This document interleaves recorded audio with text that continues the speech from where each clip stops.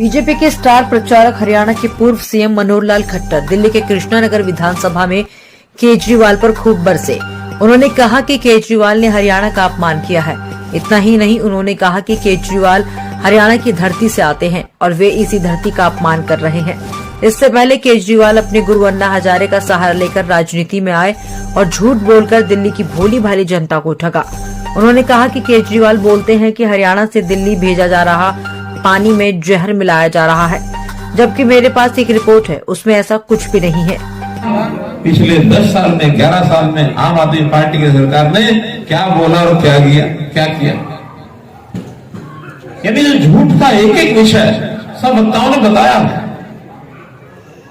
और उसमें ये जो ताजा झूठ है, जो कल बोला आज छपा, वास्तव में मन को आहत तो मुझे भी हुई।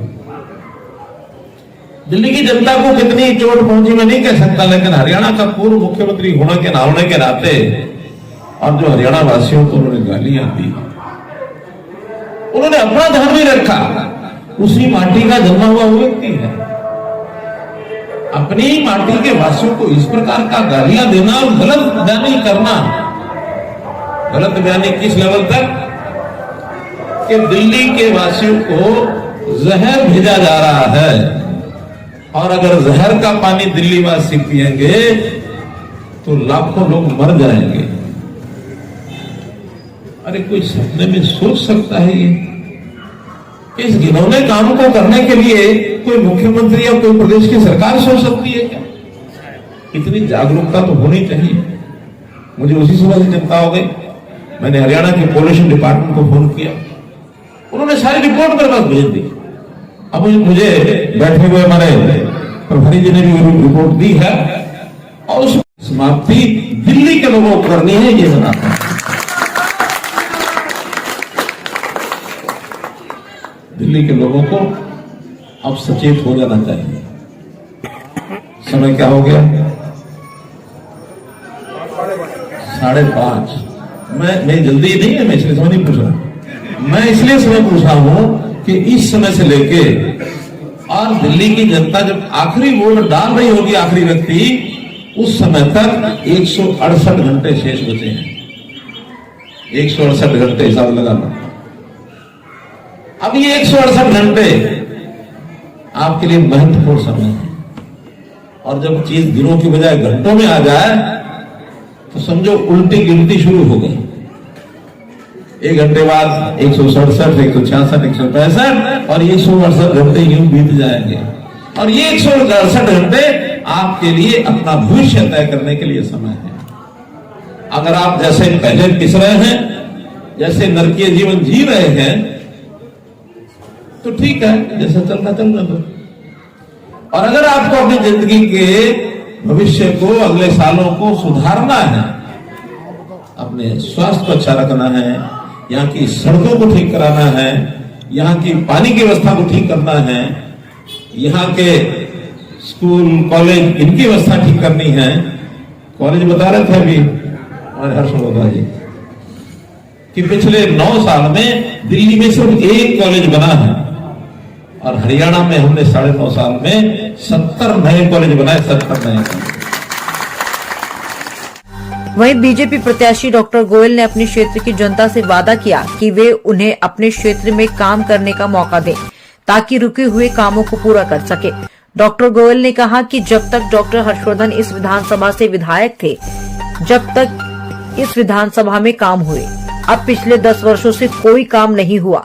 साथ ही उन्होंने कहा कि फ्री होल्ड और रजिस्ट्री का कार्य जो रुका हुआ है, उसे जल्द ही शुरू किया जाएगा। खट्टर साहब आए थे। खट्टर साहब ने एक बहुत बड़ा ऐलान आज किया कि यहाँ गीता कॉलोनी की लॉन्ग पेंडिंग डिमांड थी कि उनकी फ्री होल्ड नहीं होती, रजिस्ट्री नहीं हो रही थी, जिससे लोग बहुत परेशान थे। आज वो यहाँ अनाउंस करके गए हैं कि वो फ्री होल्ड भी होगी और रजिस्ट्री भी चालू होगी जैसे ही दिल्ली में भाजपा की सरकार बनेगी। और इसके अलावा उन्होंने वो सारी बातें कही जो दिल्ली में नहीं हो रही है और अब होनी चाहिए, चाहे वो पानी की हो। और सबसे बड़ा दुख उन्होंने व्यक्त किया कि कल जो फर्जीवाल सरकार ने स्टेटमेंट दिया कि हरियाणा की सरकार जहर घोल रही है दिल्ली के पानी में, लगता है कि वो केजरीवाल जी बौखला गए हैं और ये अनाप शनाप अनर्गल प्रलाप करना चालू कर दिया उनको। मुझे लगता है कि मैं तो ये कहूंगा कि प्लीज गेट वेल सून। यहाँ पर आदरणीय मनोहर लाल खट्टर जी केंद्रीय मंत्री यहाँ पर एक जनसभा को संबोधित किया है उन्होंने। और ये चुनाव इस बार इस बात का चुनाव है कि जो पिछले 10 साल से लूट और झूठ की सरकार चल रही थी, आपने देखा यहाँ का अपार जनसमूह पूरा समर्थन किशननगर के भारतीय जनता पार्टी प्रत्याशी श्रीमान डॉक्टर अनिल गोयल के लिए यहाँ पर उपस्थित थे। सबको ये बात समझ में आ रही है कि पिछले 10 साल से आम आदमी पार्टी के विधायक ने, जबकि दिल्ली की सरकार का बजट लगभग 68,000 करोड़ का है, 1,000 करोड़ रुपया एक साल में एक बार एक विधानसभा के लिए एलोकेटेड है, उसमें से 1 रुपया भी किशननगर की जनता के लिए नहीं लगाया। यहाँ की जनता को पीने का पानी गंदा आ रहा है, यहाँ के सीवर सब टूटे पड़े हैं, सीवर का पानी सड़कों पर है, बिजली के बिल लाखों रुपए के बिजली के बिल आ रहे हैं। इन्होंने आम आदमी पार्टी ने जो कुछ भी कहा था वो सब वादे इनके झूठे हैं। मैं इनसे पूछना चाहता हूं आपके माध्यम से, आज ये कह रहे हैं कि बहनों को 2100 रुपए देंगे, इनको कहने की क्या जरूरत है? पिछले 10 साल से इनकी सरकार है।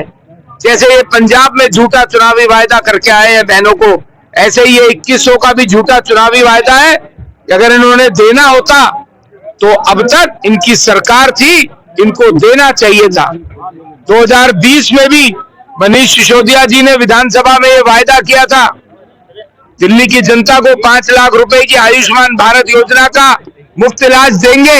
इन्होंने पिछले 5 साल में बिल्कुल नहीं दिया।